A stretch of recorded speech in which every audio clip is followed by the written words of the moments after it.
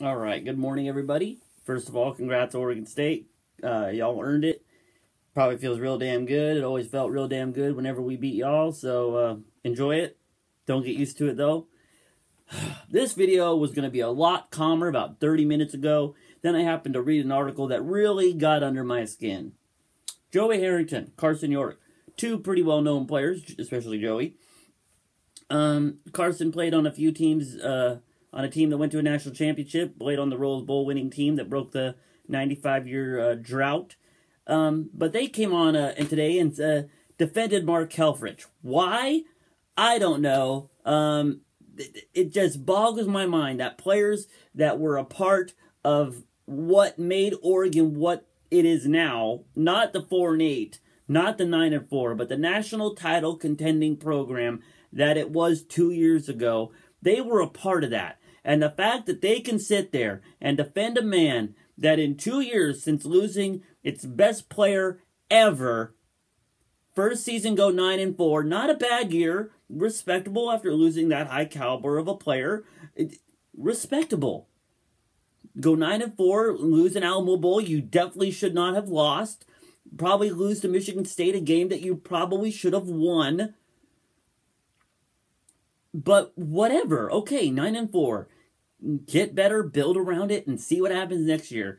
And then the next year have the bottom fall out, and you go 4-8. Now you've gone from you need to make a few tweaks to you need to make wholesale changes. Something is wrong with the program.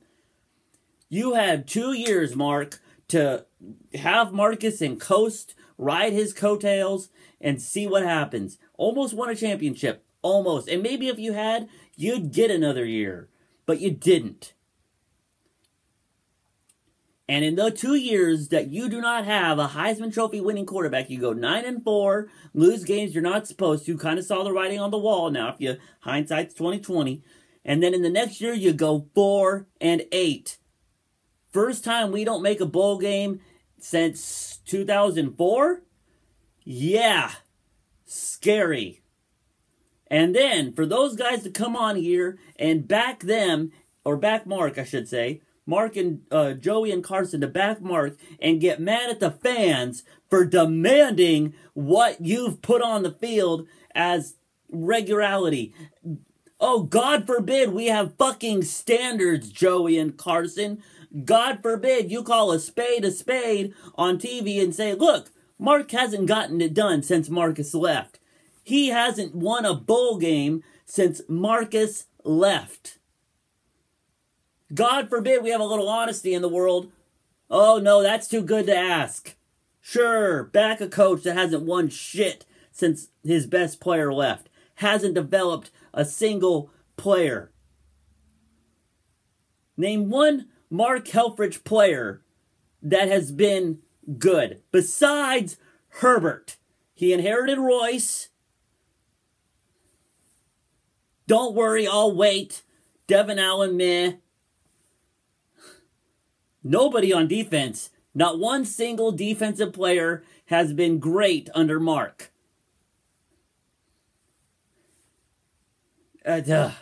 Oh, it just boggles my mind.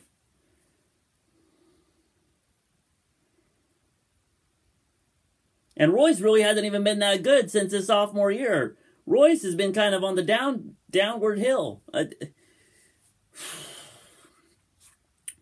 That just really pissed me off. That those guys can come on here and defend a coach that hasn't won jack shit in his time here.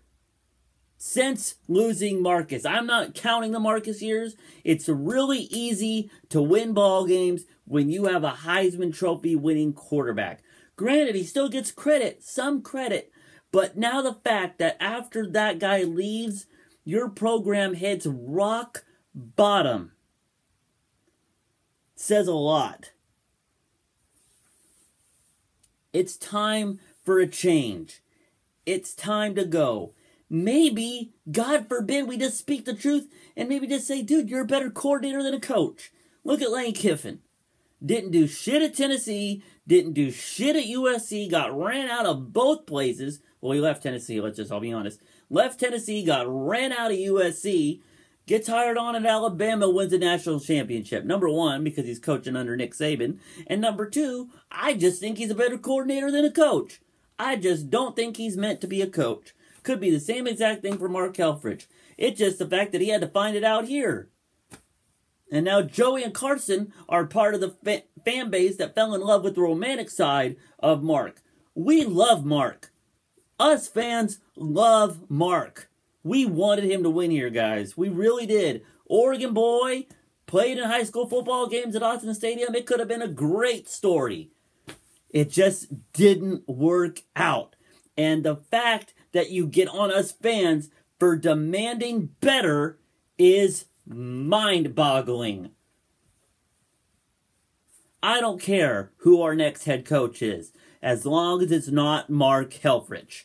Bring me PJ Fleck. That guy can row his boat over here and rebuild our program, because that's what it's going to take now.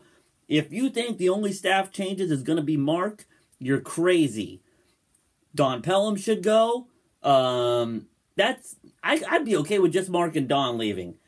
I really like John Neal. The guy can recruit like a motherfucker. God, I'm just so frustrated.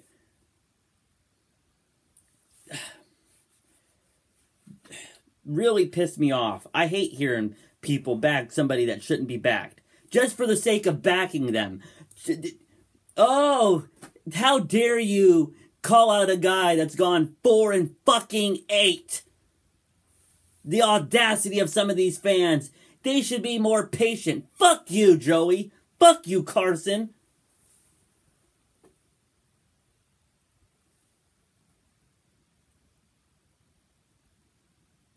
It's time for a change. It's supposed to happen today. The AD is supposed to get back in town from Texas. He was in Dallas taking care of his college football playoff committee duties. It's supposed to happen today, so we'll find out. You know what scares me most? Is that there's a small part of me that thinks they're going to keep this motherfucker here. But let's just really hope that doesn't happen. As always, guys, go Ducks, and y'all have a great rest of your week. Good luck to everybody playing in conference championship games this week. Wish you all the best.